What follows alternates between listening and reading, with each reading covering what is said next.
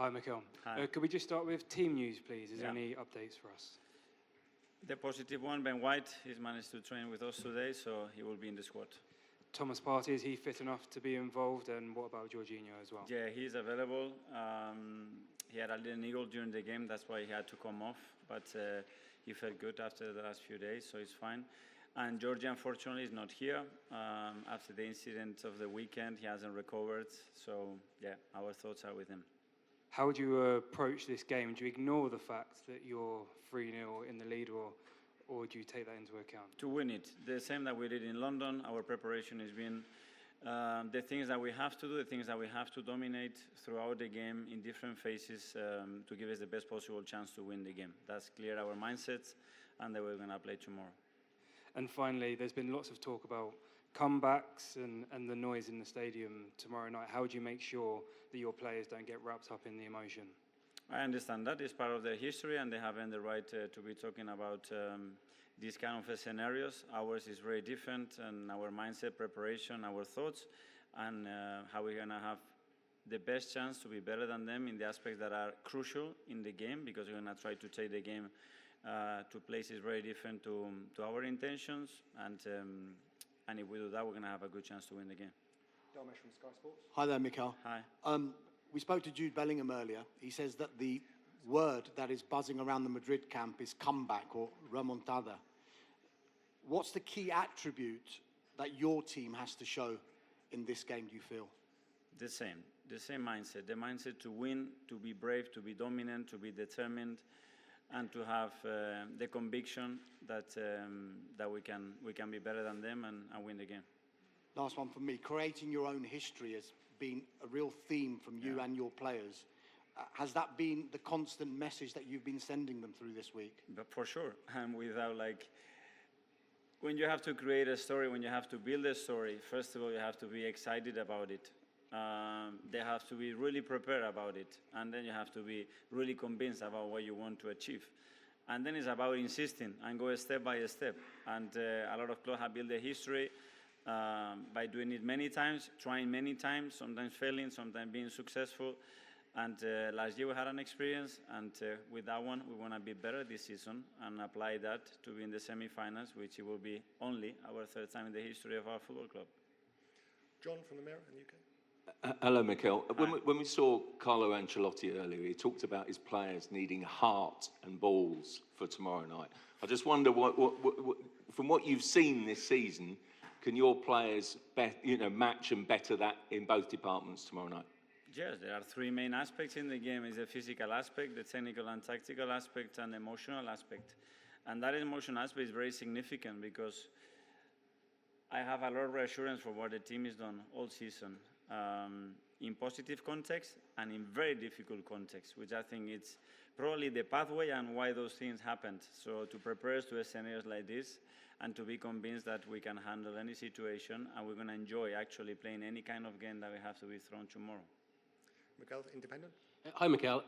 Have you done anything different to prepare this week, even psychologically? Because obviously it's quite a strange situation. You're 3-0 up, yet the Madrid kind of noise is trying to make you believe that you should doubt in some way. Yeah, hopefully every game we do it differently. If not, it will be very boring for 70 games, prepare the same plan and the same scenario for the players. So it's a different context, as I said, to the first leg. That's in the past. We take learnings from it, some very good, some others that we have to do still better than we did in London. And then have the capacity to have the intention to take the game where we want and have very able to adapt quickly to any other kind of a scenario to take the game where we want again. Ian, BBC Radio 5 Live. Hello, Mikel. Hi. Two questions in one, if I may. Yeah. How do you block out that external noise? Because the narrative here in Spain is if Impossible. Outside, no, we can do it on the pitch. Now, I understand that is a narrative that is going to give the fuel to them. But also, my other point was, it's over 100 games since you lost by a 3-goal margin. Mm-hmm. Can you talk about that resilience that you've found in the last couple of years? And what was your message be to the team in the dressing room before you leave for the field? That we have to do it again. I think it's over 472 days or something like this. But it doesn't matter. We have to prove it now in this context. And that's the beauty of it. That's the challenge, and that's the great thing about sports. And that we've shown that we are capable of doing it. That has to give us reassurance and confidence that we can do it. And now let's talk on the pitch and do it on the pitch. It's the only thing that matters. Okay, over here to Tom from Football London. Hi, Mikel. Hi. There's been a lot of talk here in Spain, particularly about the word fear and suggesting that Arsenal are fearful of the Real Madrid comeback. Have you seen anything in your players that suggests you've seen any fear in your team this week? No, I wouldn't use that word. I mean, I think respect, admiration for what they've done in the competition as a club over the years, the history that they have, the values that they defend. Unbelievable, amazing, an inspiration for any coach, any manager, any team. But after that is the competition, is what we are going to face tomorrow, an opposition that we know very well and that we are determined to go out there and try to win the game. And obviously all the talk and all the videos that people watched over and over again was around Declan Rice's free kicks. Has he been practicing more this week? Yes, he has, and if he can create any more of those moments, that will be amazing. It was a great moment. I think the third goal as well was beautiful to watch, a very collective goal. And yeah, when you come to that stage, you're going to have big team moments, big individual moments, and that's time to do it on the pitch. Phil PA. Hi, Mikel. You said obviously if Arsenal get through, it's only the third semi-final. If you get it over the line, do you think that's the greatest achievement of your career? And do you sense any nerves at all within this squad ahead of tomorrow's game? I think it's excitement. I think when we talk about creating that, look how small the history is. We never won the competition, and we are trying to do something now consistently where we can start to dominate the European competition.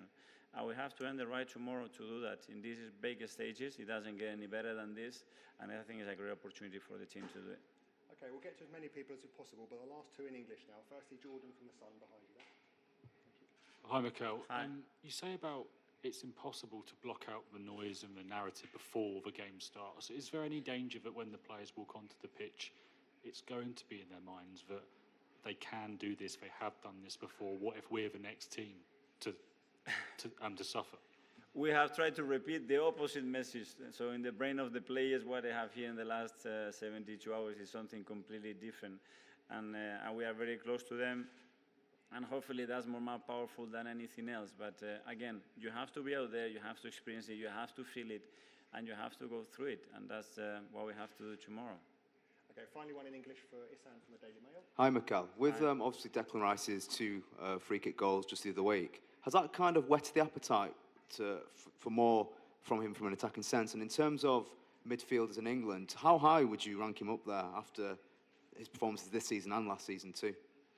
Yeah, again, I think he's creating the story with us, and that moment is going to be in our history for a while, especially the way he did it, the manner he did it, and doing it twice, which is very, very rare. So it's about creating more, and now I think he's going to have the belief that he's capable of delivering those kind of moments more and more, and that's something very important, because if he believes more, it's going to happen more often. Okay, that's done in English.